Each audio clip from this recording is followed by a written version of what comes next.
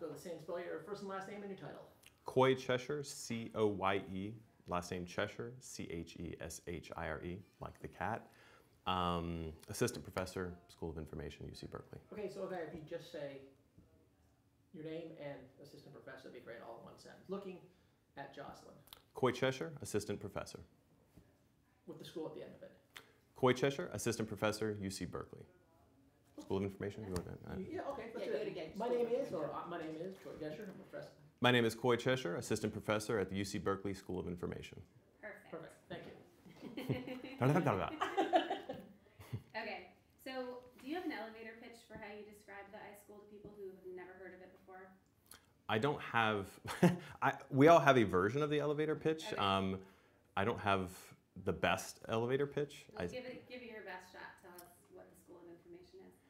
We are a multi- and interdisciplinary program that combines everything from computer science to political science to sociology to social psychology to law and a range of other disciplinary kind of fields, all trying to apply their different sort of perspective on the same kinds of problems, the key problems of information. And that includes information technology, information use, but broadly speaking, yeah, that's it. Great.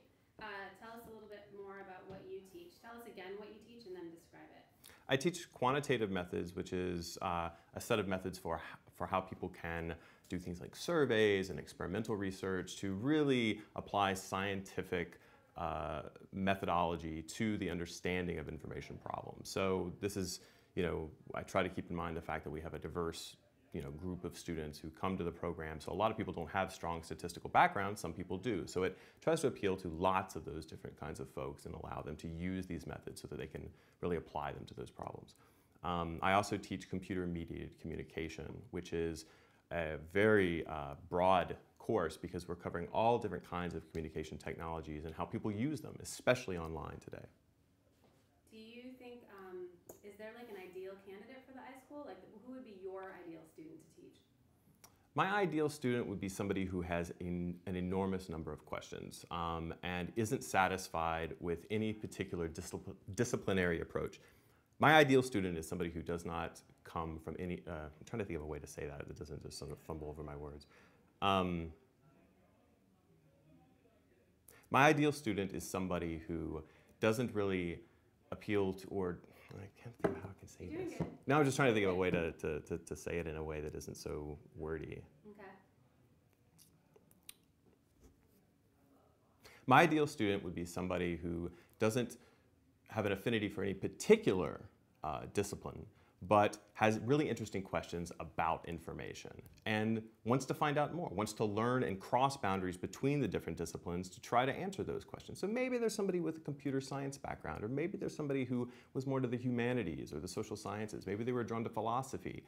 All of those are welcome here because what we do is we don't concentrate on any one particular solution or issue around information. We bring a bunch of those things together, just all these different voices, but we don't just let everybody speak and just sort of say everything goes. Instead, we try to apply those, merge them together, synthesize those different kinds of perspectives so that we can actually address problems, not just ask questions, but really address them.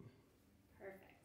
So I couldn't find it, so it took me a while to find a version that I would be happy with. So a little bit more on that theme, like how do you think collaboration plays into going to school, iSchool? Is that an important aspect of it?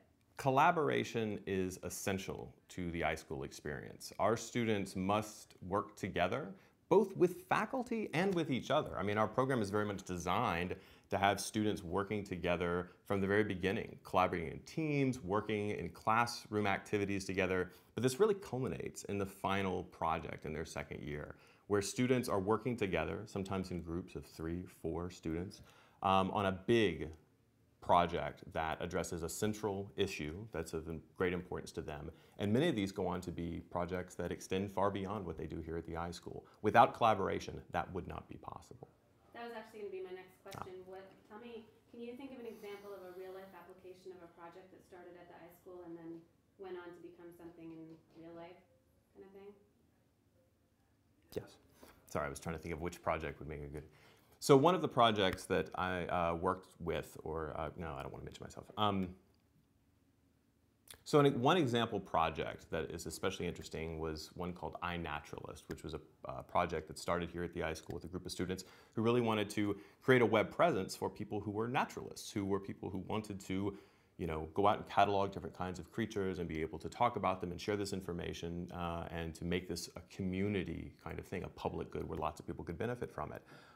This really took on after they left the iSchool, and they found lots of interest from others who not only really wanted this service, but really needed people who had those unique sets of skills, not just an interest in the technology or an ability to code and to create a website, but who loved and wanted to be naturalists themselves. So it was that combination of having this interest, but also knowing computer science, knowing something about the social sciences, being able to blend that together. And in fact, that particular project combined at least 3 courses that I know of where they use that project in those courses here at the program. So it's something that really carries them through over their 2-year experience.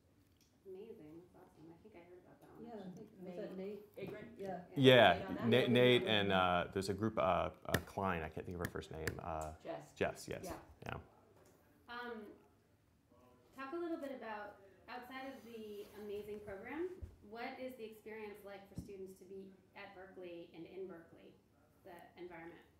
Berkeley is the perfect environment for anybody who wants to get exposure to lots of different perspectives, lots of different fields and areas. Not just as, again, we were saying, oh, I shouldn't say that. I'm sorry. I was going to reference something we said earlier, but that may not be in there, so that can't really do that. UC Berkeley is a fantastic place for people to come and to work if they really want to interact with lots of different folks in lots of different departments. This is a very open and sharing school. And the time that I've been here, both faculty and students find that we can walk in, interact with colleagues all over campus. Students often take courses in the different programs around campus. So it's not just an experience of the iSchool being this collaborative environment with lots of different disciplines, or representation of those disciplines, but the campus itself is that way, in a way that other peer institutions can't quite match. Okay. Not to name any. Yeah, I think Real quick, without using the S word. Yeah, right. You spent a lot of time at Stanford. Mm-hmm. 2 very different atmospheres, I assume? Yeah. I don't know if we want to say the S word. That's fine. If you want to compare it to other places you've been. Yeah, I have too many collaborators there who would kill me if I... Right, that's what I figured. You don't want to burn any bridges. Yeah. So, talk to me about the difference. I mean, you came from a very traditional, very sort of East Coast mentality there to something that's very West Coast. Talk about the differences. What's it, when people are looking at schools, it usually comes down to a handful, Berkeley being one of them. You went through the process. I mean, how do you see Berkeley compared to some of the more traditionals? That's a good question.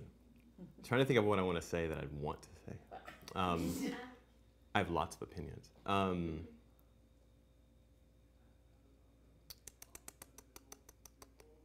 What would be a good thing to riff on? Because I can think of, we can always edit. Right. Yeah. So the beauty of Berkeley is that it's a very laid-back environment, all right? It's a fantastic place to live. It's a fantastic, set of townships and then the surrounding area. It's a fantastic school. But it's also incredibly competitive and incredibly rigorous. And so it's that unique combination, I think, of people being able to come to an environment where they can be themselves, they can do anything they want, and that sounds like something that you would want to say at any college or school. But we mean it here. You really can do just about whatever you want, but you have to also be ready to engage with some very serious academic workload and be prepared to, spend a lot of time learning and experiencing things you've never, blah, blah, blah. Okay, whatever, cut that out. Yeah. That was great. That's so good. If I could just put a period at the end of some of these sentences. Here now. Yeah. I know, we all do. I'm good. Do you guys have anything else? Well, or just to expand on that a little bit, we keep coming back to, of course, a big plus is where you are as far as Bay Area and Silicon Valley. So just if there's anything else just about, we keep thinking the connections and maybe not saying the word connection necessarily, but that you're in this great environment where things are really happening. Yeah. In terms of postgraduate. Yeah, what students go on to do, and the professors that are here, or just the. Yeah, you can talk about your colleagues too. Yeah, we're in the hub. In a positive way. Yeah. Right. I mean,